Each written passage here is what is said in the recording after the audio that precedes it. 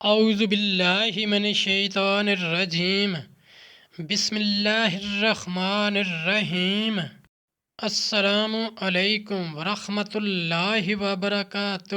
طالب علم ساتھیوں، اس سے پہلے والی ویڈیو میں ہم نے سورہ بقرہ کی آیت نمبر 54 کا ترجمہ اور تفسیر پڑھی، جس کا لنک میں نے اس ویڈیو کے ڈسکرپشن میں شیئر کر دیا ہے۔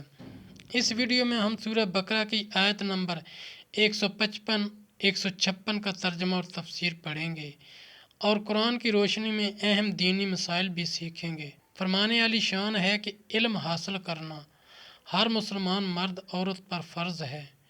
اے اللہ ہمارے علم میں اضافہ فرما، آمین۔ سورہ بقرہ آیت نمبر 155۔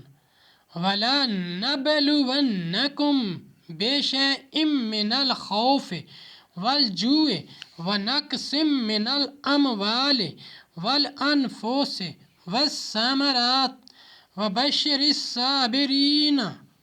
ترجمہ: اور ضرور ہم تمہیں آزمائیں گے کچھ ڈر اور کچھ بھوک سے اور کچھ مالوں اور جانوں اور پھلوں کی کمی سے۔ آیت نمبر 156۔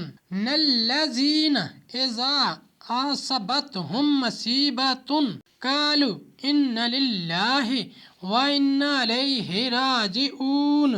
ترجمہ: کہ جب ان پر کوئی مصیبت پڑے تو کہیں ہم اللہ کے مال ہیں اور ہم کو اس کی طرف پھرنا ہے۔ صبر کی تلقین۔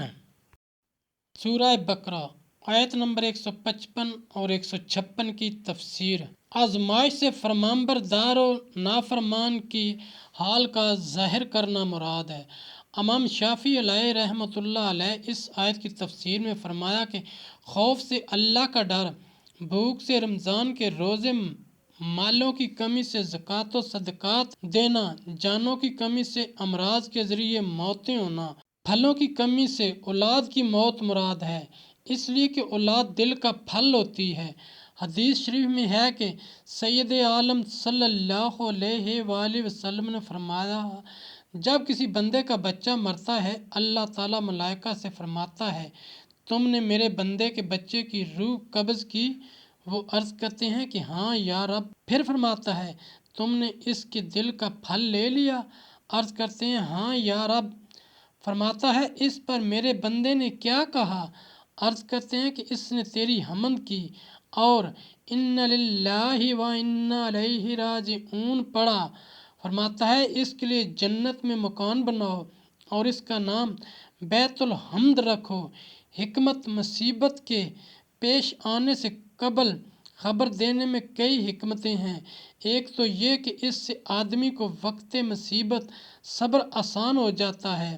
ایک یہ کہ جب کافر دیکھیں کہ مسلمان بلا و مصیبت کے وقت صابر و شاکر اور استقلال کے ساتھ اپنے دین پر قائم رہتا ہے تو انہیں دین کی خوبی معلوم ہو اور اس کی طرف رغبت ہو۔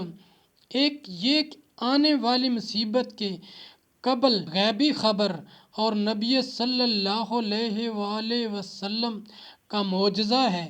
ایک حکمت یہ کہ منافقین کے قدم ابتلا کی خبر سے اکھڑ جائیں اور مومن و منافق میں امتیاز ہو جائے۔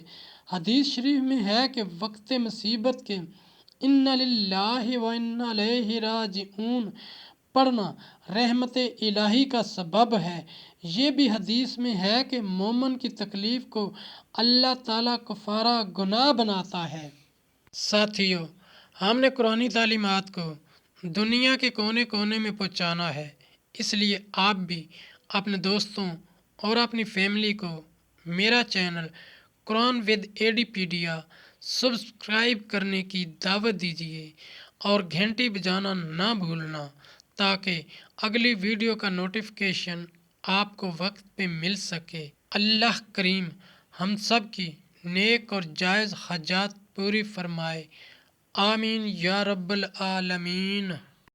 صبر کی تلقین۔